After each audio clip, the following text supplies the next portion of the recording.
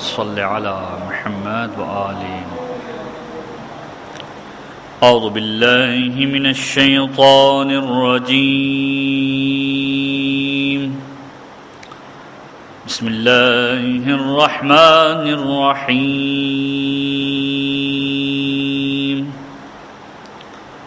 الحمد لله رب العالمين الحمد لله كما هو أهله الحمد لله من أول الدنيا إلى فناء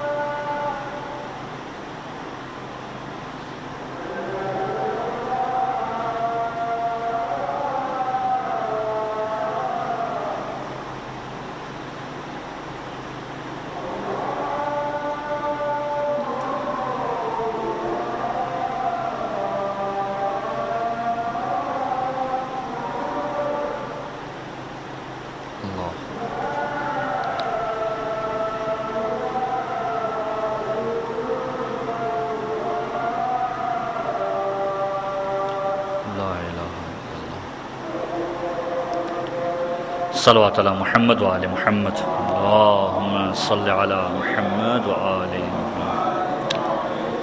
سامعین گرامی قدر، مختصر سی گفتگو کے لیے قرآن کریم کی جس آیت کو سرنامہ کلام کے طور پر پیش کیا گیا، سورہ والنجم، ترتیب کے اعتبار سے قرآن مجید کا 53واں سورہ ہے اور اس کی انتہائی مشہور و معروف آیات ہیں۔ پیغمبر خدا کے حوالے سے جب بھی تذکرہ ہوتا ہے اور پیغمبر کے جب کلام کرنے کی باری آتی ہے تو ایک آیت کا سہارا ضرور بضرور لیا جاتا ہے، وما ینطق عن الہوی ان ہوا الا وحی یوحی، کہ یہ وہ حبیب ہے، یہ وہ پیغمبر ہے کہ جو خود اپنے پاس سے کلام نہیں کرتا ہے۔ ان ہوا، اگر یہ کوئی کلام کرتا ہے تو کس کے ذریعے سے کرتا ہے؟ الا وحی یوحی، کرتا ہے تو وحی کی بنیاد پر کرتا ہے کہ جو وحی پروردگار عالم کی طرف سے نازل ہوتی ہے۔ یہ ابتدائی آیات ہے سورہ والنجم کی کہ جس میں پروردگار عالم قسم کھا رہا ہے گویا ستاروں کی، اور پورا ایک کانٹیکسٹ ہے ان آیتوں کے نزول کا، اور اس کا تعلق امیر المومنین کی ذات سے یا امیر المومنین کے گھرانے سے، اس عنوان سے بھی ہے کہ جو آیت کا جملہ آپ سنتے ہیں وما ینطق عن الہوی ان ہوا الا وحی یوحی، کہ پیغمبر اپنی طرف سے کلام نہیں کرتے بلکہ پروردگار عالم کی طرف سے وحی نازل ہوتی ہے اور پھر پیغمبر کلام کرتے ہیں۔ یہ کانٹیکسٹ کہ جس کے سینیریو کے اندر یہ پوری کی پوری آیت نازل ہوئی، جب مدینے کے اندر اسلام تیزی کے ساتھ بڑھنے لگا۔ قدیم زمانے کے اندر پیغمبر کی مسجد کے اندر لوگوں کے گھروں کے دروازے کھلا کرتے تھے، بے شمار لوگ تھے کہ جن کے دروازے پیغمبر کی مسجد کے اندر کھلا کرتے تھے۔ پیغمبر اکرم نے ایک مرتبہ جب اسلام تیزی سے بڑھنے لگا، مسجد کو ایکسٹینڈ کیا جانے لگا، تو اب لوگوں کی اس عادت کو ترک کروانا تھا کہ لوگ اپنے گھروں سے ڈائریکٹ مسجد کے اندر داخل ہو جاتے تھے، مسجد کے اندر پریشانی ہو جایا کرتی تھی۔ لہذا پیغمبر خدا نے مسجد کے اندر کھلنے والے سارے کے سارے دروازوں کو بند کروا دیا، لیکن ایک دروازہ ایسا تھا کہ جس کو کھلا رکھا گیا۔ لہذا جب امیر المومنین کی زیارت یا جناب زہرا کی زیارت یا اہل بیت اطہار کی زیارت پڑھتے ہیں تو اس میں ایک جملہ یہ بھی ملتا ہے کہ سد الابواب الا بابھا، کہ آپ وہ ہستیاں ہیں کہ سارے کے سارے دروازے بند کرا دیے گئے تھے لیکن آپ کے دروازے کو کھلا رکھوایا گیا تھا. جب پیغمبر خدا نے جناب زہرا کے گھر کے دروازے کو کھلا رکھا کہ جو مسجد کے اندر ہی تھا، اور آج بھی بہرحال اس کی کچھ باقیات موجود ہیں کہ مسجد نبوی کے اندر پروردگار عالم ہم سب کو مدینہ منورہ کی زیارت سے مشرف فرمائے، کہ کچھ ایسے آثار آج بھی موجود ہیں کہ کتنا قریب تھا یہ حجرہ اور کس قدر قریب تھا یہ مسجد کے قریب اور مسجد کے اس حصے کے قریب کہ جس کو ہم ریاض الجنہ کہتے ہیں. پیغمبر نے سارے دروازوں کو بند کروا دیا اور ایک دروازہ کھلا رکھا گیا. اور جب پیغمبر نے ایک دروازے کو کھلا رکھا، ایک مرتبہ لوگوں نے ایک طوفان بدتمیزی کیا ہے پیغمبر خدا کے ساتھ کہ پیغمبر خدا چونکہ فاطمہ آپ کی بیٹی ہیں، علی آپ کے چچا زاد بھائی ہیں، آپ کے رشتہ دار ہیں، آپ نے سارے دروازوں کو بند کروا دیا، ان کے دروازوں کو کھلا رکھا. پروردگار عالم نے اس مقام پر اس آیت کو نازل کیا کہ اے حبیب ان سے کہہ دو کہ پیغمبر کا کوئی بھی عمل پروردگار عالم کے حکم کے بغیر نہیں ہے. اگر پیغمبر کلام کرتا ہے تو خدا کے حکم سے کرتا ہے، پیغمبر کوئی عمل کر رہا ہے تو خدا کے حکم کے ساتھ کر رہا ہے.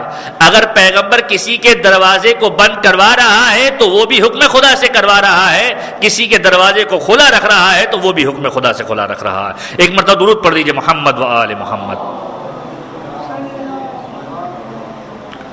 اور یہ فطرت اس زمانے کے لوگوں نے بتلا دی کہ انہیں اپنے دروازے کے بند ہونے کا غم نہیں تھا، بلکہ انہیں علی کے دروازے کے کھولے جانے کا غم تھا کہ ہمارا دروازہ کیوں بند ہو گیا، علی کا دروازہ کیوں کھلا رکھ دیا گیا. یہ فضائل کے پہلو ہیں کہ جو قرآن کریم نے مقام مقام پر امیر المومنین کے اعتبار سے بیان فرمائے ہیں. اب اپنی گفتگو کو اسی مقام سے متصل کرتے ہوئے جو کل جس طریقے سے ہم نے اپنی گفتگو کا آغاز کیا تھا کہ قرآن کریم کے سورہائے مبارک کہ جن کی خاص اہمیتیں ہیں اور ہر سورے کو اہل بیت اطہار نے باقاعدہ طور پر گویا ایک تعویذ کے طور پر، شفا کے طور پر اور بنیاد کے طور پر قرار دیا ہے کہ اس کے ذریعے سے اپنے قلب کے لیے شفا مانگو. امام حسن عسکری کا جملہ یہ روزانہ کی بنیاد پر میں تکرار کروں گا، علیکم بالقرآن شفا. پروردگار عالم نے اس قرآن کے اندر تمہارے لیے شفا کو پوشیدہ کر کے رکھا ہوا ہے. اب یہ قرآن تمہارے سامنے موجود ہے، اب یہ تم پر منحصر ہے کہ آیا اس قرآن سے تم کیا استفادہ کرتے ہو. آیا شادیوں کے وقت صرف قرآن کو نکالو گے، یا استخارے کے وقت صرف قرآن کو نکالو گے، یا فقط ماہ مبارک رمضان کی ہر سحر اور ہر افطار سے پہلے قرآن کریم کو کھول کر بیٹھ جاؤ گے اور پھر پورے سال اس قرآن کو پوچھو گے بھی نہیں، اس قرآن کو اکیلا چھوڑ دو گے. قرآن کریم نے سورہ فرقان کے اندر یہ ارشاد فرمایا ہے کہ یہ قرآن فریاد کرے گا روز قیامت. پیغمبر نے فریاد کی، قال الرسول یا رب ان قومی اتخذوا هذا القرآن مہجورا. پروردگار میری اس قوم نے میرے اس قرآن کو تنہا چھوڑ دیا. اگرچہ کہ روایتوں کے اعتبار سے جملہ بھی ملتا ہے کہ قرآن کی آیت جہاں قرآن کریم کے بارے میں ہے وہیں پر پیغمبر خدا اس آیت کو امیر المؤمنین کے بارے میں بھی فرما رہے ہیں کہ میرے بعد میری امت نے علی کو اکیلا چھوڑ دیا. تو یہ قرآن شفا کا باعث ہے. اب قرآن آپ کے سامنے موجود ہے، قرآن سے شفا لینے والا کوئی ہو. اب معصوم کی روایت 2 سے 3 سوروں کے بارے میں آپ کے سامنے بیان کرنا چاہوں گا. ایک مرتبہ درود پڑھ دیجیے محمد و آل محمد پر.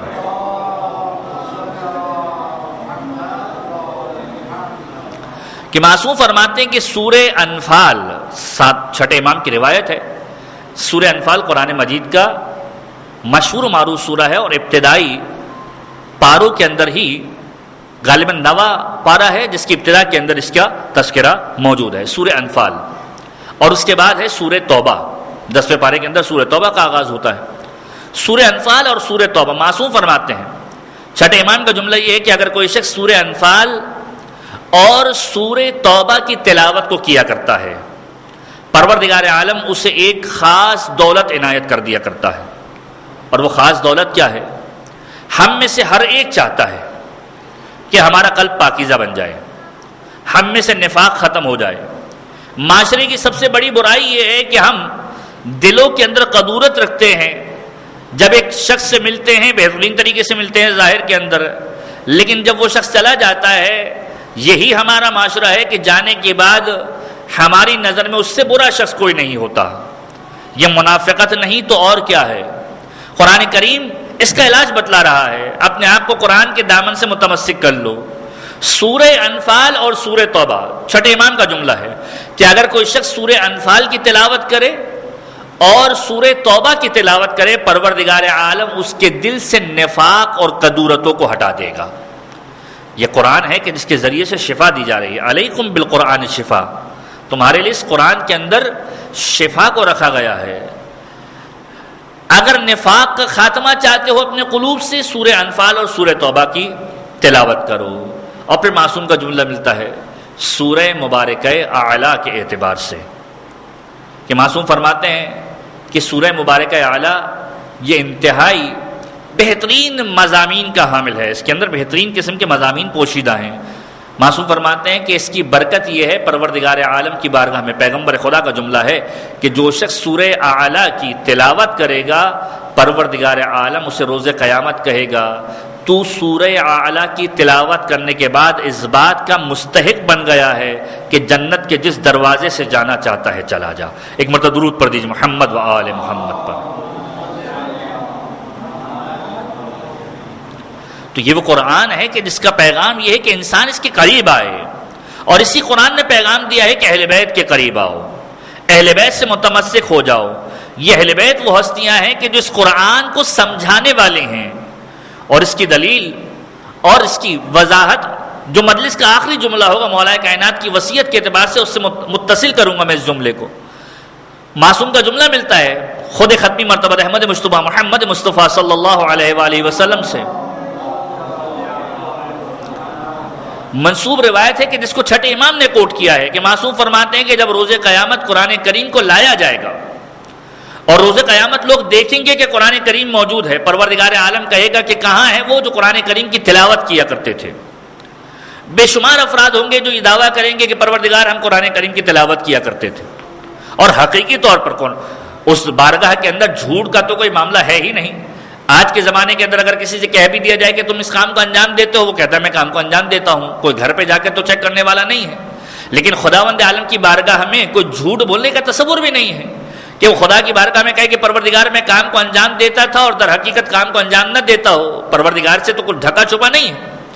بے شمار افراد ہوں گے کہ جو یہ دعویٰ کریں گے پروردگار ہم نے قرآن کریم کی تلاوت کی تھی۔ معصوم فرماتے ہیں کہ جب روز قیامت قرآن کے سامنے ان افراد کو لایا جائے گا، پروردگار عالم ان کے ایک ہاتھ کو نعمتوں اور رحمتوں سے بھر دے گا، اور جب ہاتھ کو نعمتوں اور رحمتوں سے بھر دے گا، پروردگار قرآن سے مخاطب ہوگا، اے قرآن کیا تم مطمئن ہے کہ ان کے ہاتھوں کو نعمتوں اور رحمتوں سے بھر دیا ہے، اتنا کافی ہے؟ قرآن کہے گا پروردگار حق تو یہ ہے کہ انہیں اور دیا جائے، حق تو یہ ہے کہ انہیں اور دیا جائے۔ پروردگار عالم قرآن سے مخاطب ہو کر کہہ رہے ہیں، قرآن پروردگار سے مخاطب کہہ رہے ہیں پروردگار انہیں اور دیا جائے۔ پروردگار کہے گا اس قرآن کے حق کا واسطہ دے کر تمہیں یہ کہہ رہا ہوں کہ جاؤ جنت کی جانب چلے جاؤ۔ قرآن پڑھنے والے کا کم سے کم حق یہ ہے کہ اس کے لیے جنت کو واجب قرار دے دیا گیا ہے۔ ایک مرتبہ درود پڑھ دیجیے محمد و آل محمد پر۔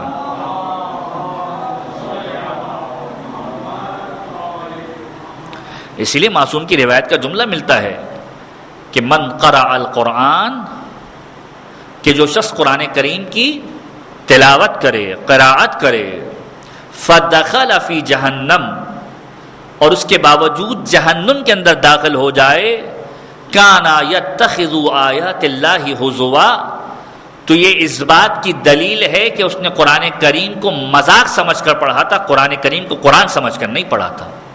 اگر قرآن کریم کو حقیقی معنوں اور اخلاص کے ساتھ اس کی تلاوت کی ہوتی تو اس کے لیے جنت لکھی جاتی۔ معصوم فرما رہے ہیں کہ من قرأ القرآن فدخل فی جہنم، کہ قرآن کی تلاوت کرنے کے بعد بھی اگر کوئی جہنم میں داخل ہو جائے تو اس کا مطلب یہ ہے کہ اس نے قرآن کی آیتوں کو مذاق کے علاوہ کچھ نہیں سمجھا تھا۔ یہ قرآن وہ ہے کہ جو جنت میں لے جانے کا سبب ہے، لیکن یہ قرآن کب سمجھ میں آئے گا، یہ قرآن کب فائدہ دے گا، یہ قرآن کب ہم اس سے استفادہ حاصل کر سکیں گے؟ جب در اہل بیت سے متمسک ہو جائیں گے۔ کہ پیغمبر کا جملہ ہے کہ میں تمہارے درمیان دو چیزیں چھوڑ کر جا رہا ہوں، ایک قرآن اور ایک اہل بیت، کہ اگر ان دونوں سے متمسک رہے لن تضلوا بعدی، تو اس کے بعد گمراہی نہیں آئے گی تمہارے قریب۔ اور پھر پیغمبر سے ملاقات کرو گے حوض کوثر پر، کہ پیغمبر حوض کوثر سے تمہیں سیراب کریں گے۔ اب پیغمبر کی بارگاہ میں اس بات کو لے کر جانا ہے پیغمبر قرآن ہمارے پاس موجود ہے، اہل بیت سے استفادہ کرنا چاہتے ہیں، اہل بیت کی بارگاہ میں پہنچنا ہے. اور اس قرآن نے سب سے زیادہ جو فوکس کیا ہے، میں نے کل بھی عرض کیا، ابو الائمہ کی ذات کو، امیر المؤمنین علی ابن ابی طالب علیہ الصلوۃ والسلام کی ذات کو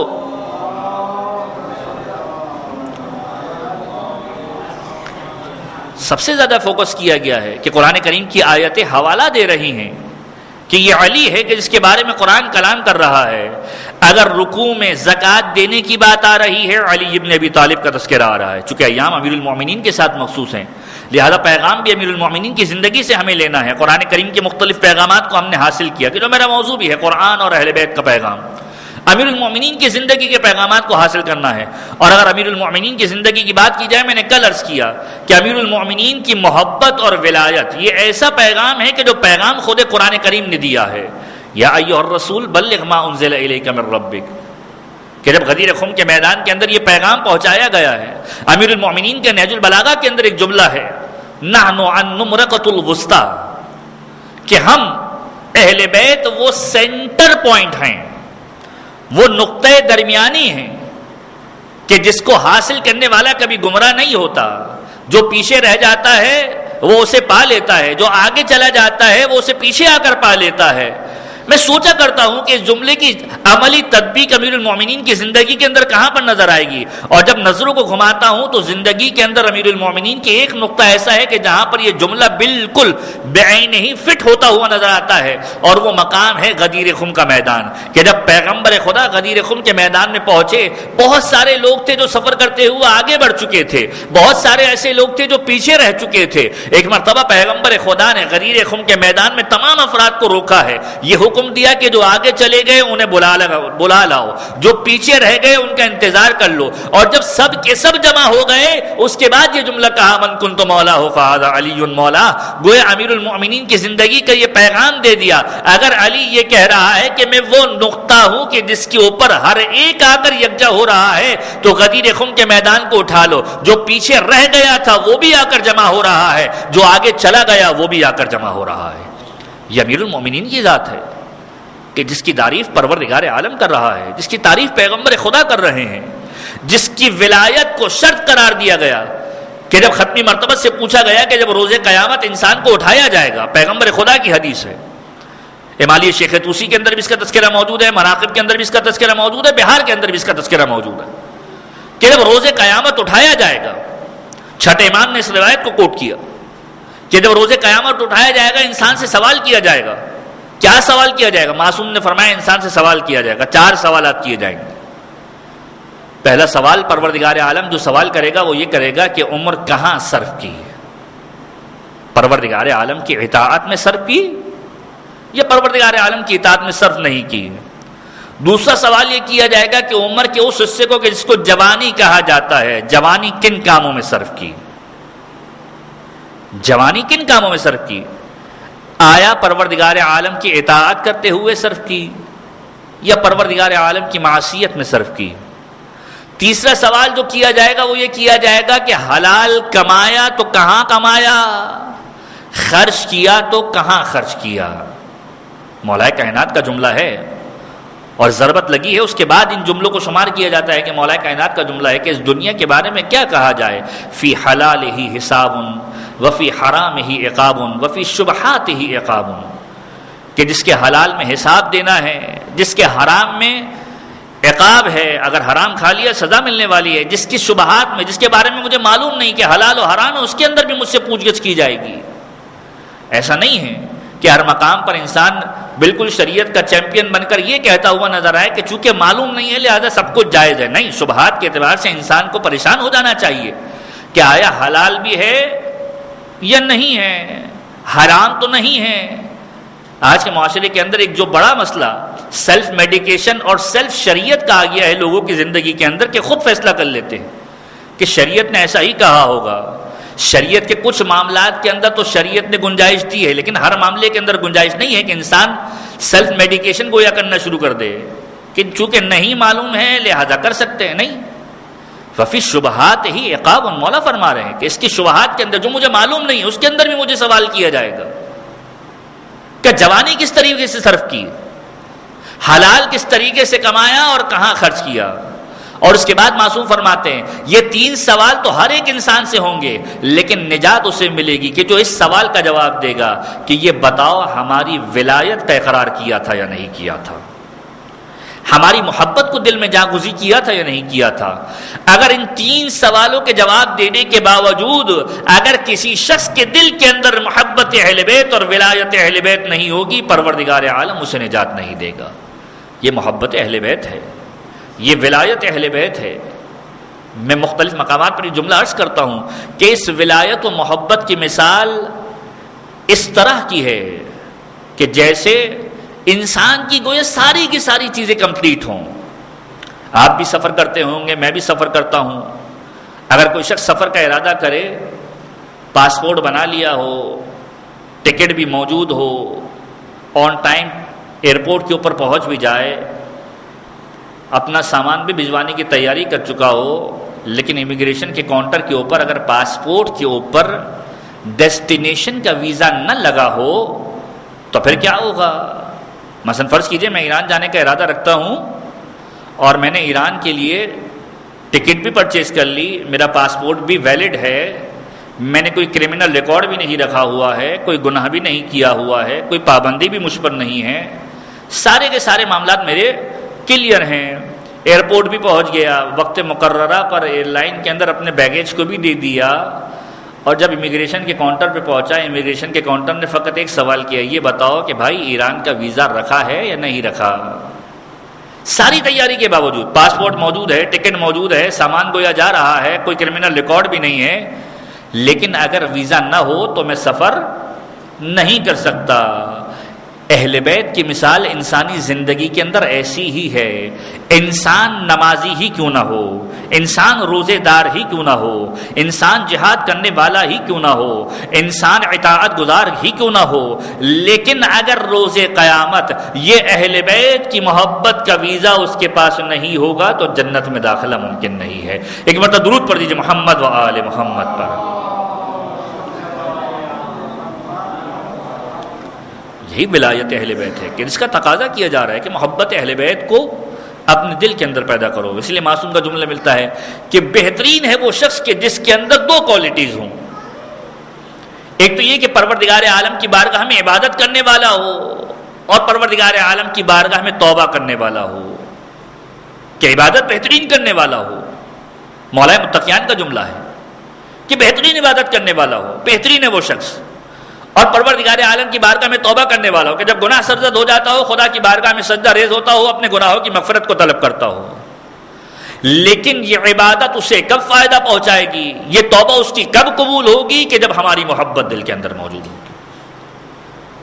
اساس قرار دیا گیا ہے اس محبت اہل بیت کو، محبت علی بن ابی طالب کو، کہ جب پیغمبر خدا نے بھی غدیر خم کے میدان میں اعلان فرمایا، سوال کیے ہیں لوگوں نے، اور خود پیغمبر کی خدمت میں بہت سارے افراد آئے ہیں.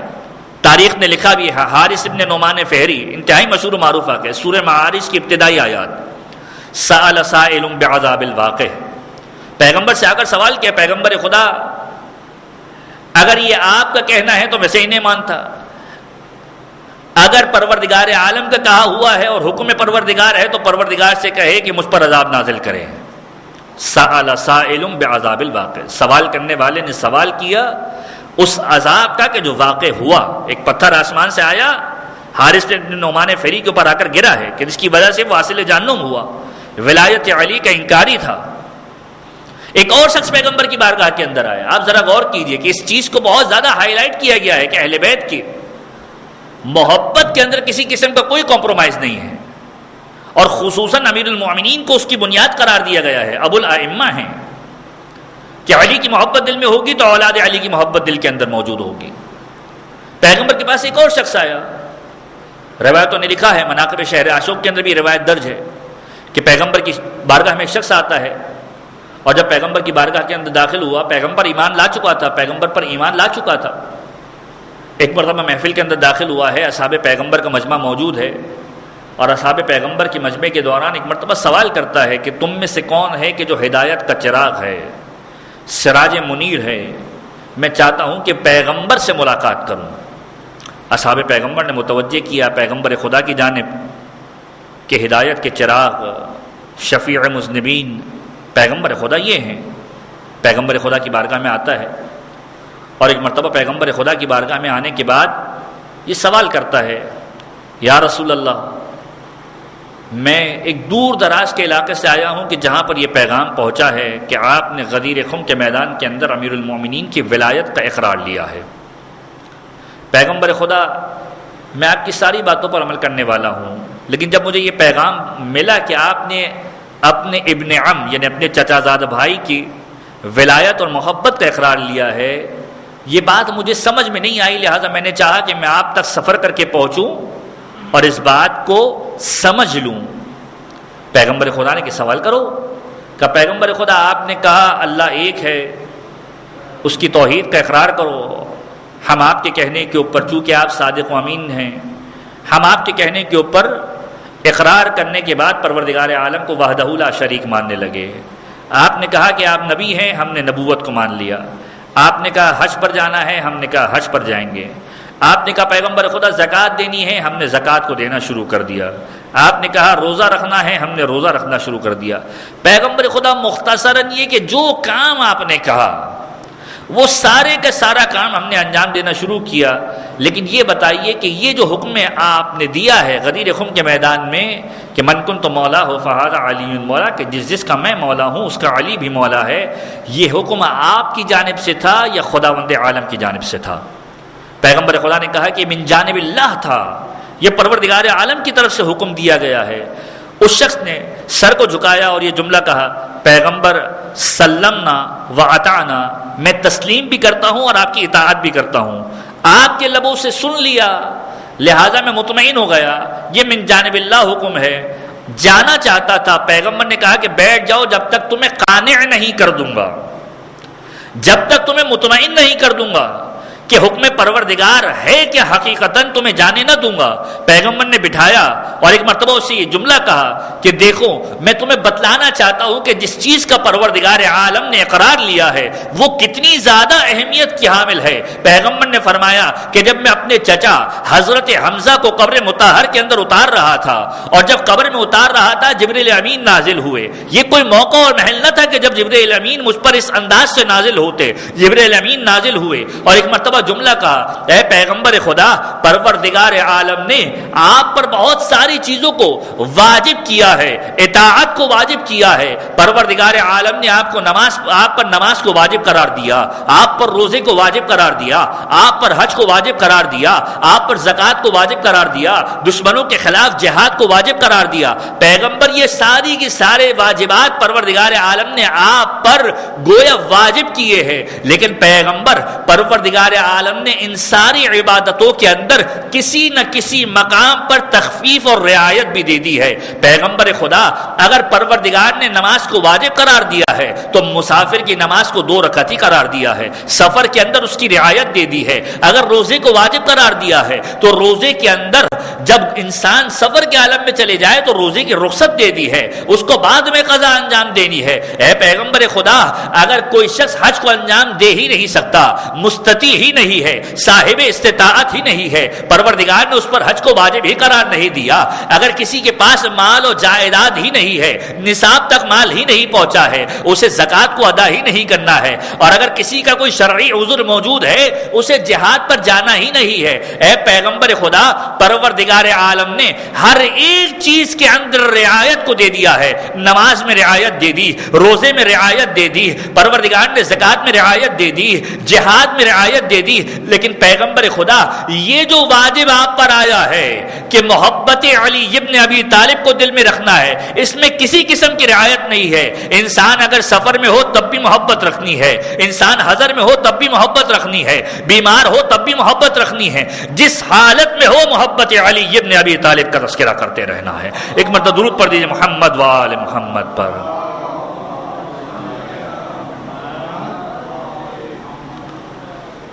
یہ وہ تقاضا ہے کہ جو اہل بیت اطہار نے کیا ہے، یہ وہ تقاضا ہے جو پروردگار عالم نے کیا ہے، اور پھر پیغمبر نے مختلف دلیلوں کے ذریعے سے اس کو جواب دینا شروع کیا کہ اے شخص، فقط اس بات پر اکتفا نہیں کروں گا بلکہ میں تجھے ایک اور بات بتلانا چاہتا ہوں کہ یاد رکھ پروردگار عالم نے تمام بنی نوع انسانیت میں بلکہ تمام خلقت کے اندر جتنی چیزوں کو بنایا ہے اس میں پروردگار عالم نے سرداری کے کانسیپٹ کو متعارف کروایا ہے. ہر ایک میں کسی نہ کسی چیز کا سردار کسی کو بنایا ہے. اگر ملائکہ کو بنایا تو اسرافیل و جبرائیل کو اس کا سردار بنایا ہے. اگر پروردگار عالم نے جانوروں کو بنایا تو جانور میں جانوروں کے سردار کو بنایا ہے. اگر پروردگار عالم نے دیگر مخلوقات کو بنایا تو اس میں سرداری کے کانسیپٹ کو رکھا ہے. حتیٰ کہ اگر دنوں کو بنایا ہے تو دن کے اندر جمعے کو دنوں کا سردار بنایا, مہینوں کو بنایا تو رمضان کو مہینوں کا سردار بنایا.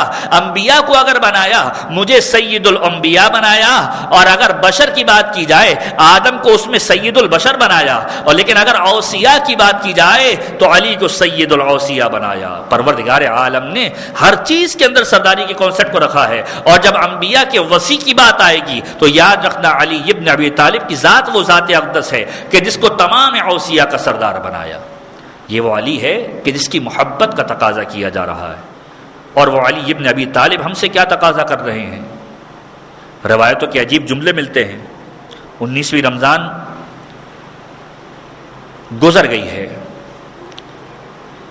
صبح نمودار ہوئی, امیر المومنین کو ضربت لگی ہے, اور جب ضربت لگی ہے نماز کو مکمل کرایا ہے حسن مجتبیٰ نے.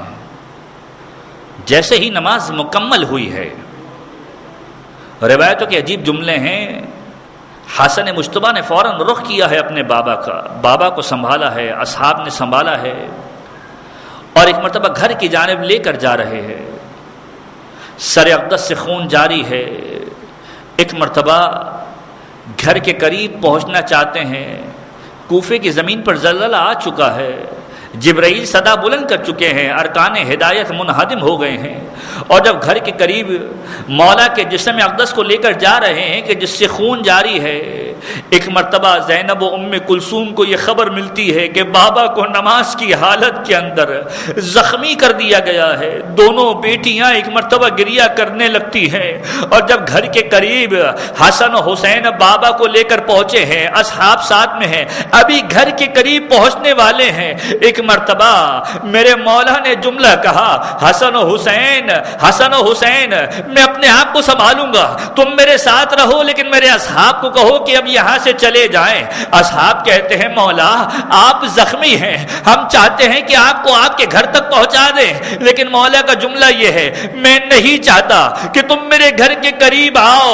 اور جب گھر کے قریب آؤ گے تمہیں زینب و ام کلثوم کے رونے کی آواز آئے گی, مجھے برداشت نہیں ہے, ارے مجھے برداشت نہیں ہے کہ زینب و ام کلثوم کے رونے کی آواز کسی نامحرم کے کانوں میں آ جائے. میں ہاتھ جوڑ کے عرض کروں گا مولا یہ کوفہ 40 ہجری کا کوفہ ہے جس میں آپ کو اتنا خیال کہ ارے شہزادیوں کے رونے کی آوازیں نامحرموں کے کانوں تک نہ جائے, لیکن مولا 61 ہجری ہوگی, یہی کوفہ ہوگا مولا.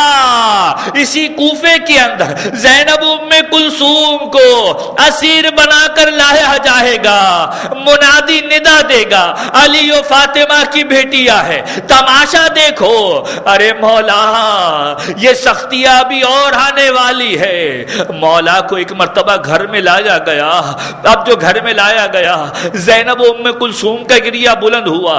روایتوں نے یہ منظر لکھا ہے کہ 19ویں کا دن جب گزرا ہے طبیب کو بلایا گیا, اور جب طبیب آیا ہے اس کے ساتھ کچھ اصحاب بھی اندر داخل ہوئے ہیں گھر کے اندر, مولا سے ملاقات کا شرف حاصل کیا ہے. ازبق بن نباتا یہ وہ صحابی ہے کہ جو مولا کے صحابی ہیں, ایک مرتبہ مولا کی خدمت میں حاضر ہوتے ہیں, طبیب بھی ساتھ میں ہے. ازبق کا جملہ یہ ہے اس ایک دن کے اندر میرا مولا اتنا نحیف و لاغر ہو چکا تھا کہ ارے جو پٹی مولا کے سر اقدس پر باندھی گئی تھی, جس کپڑے کو مولا کے سر اقدس پر باندھا گیا تھا, زہر کی تلخی کی وجہ سے وہ اس قدر زرد ہو چکا چکا تھا، مولا کے جسم مبارک کی جلد اتنی زرد ہو چکی تھی کہ اب سمجھ میں نہیں آ رہا تھا کہ کہاں پر یہ کپڑا ختم ہو رہا ہے، کہاں پر یہ جلد شروع ہو رہی ہے۔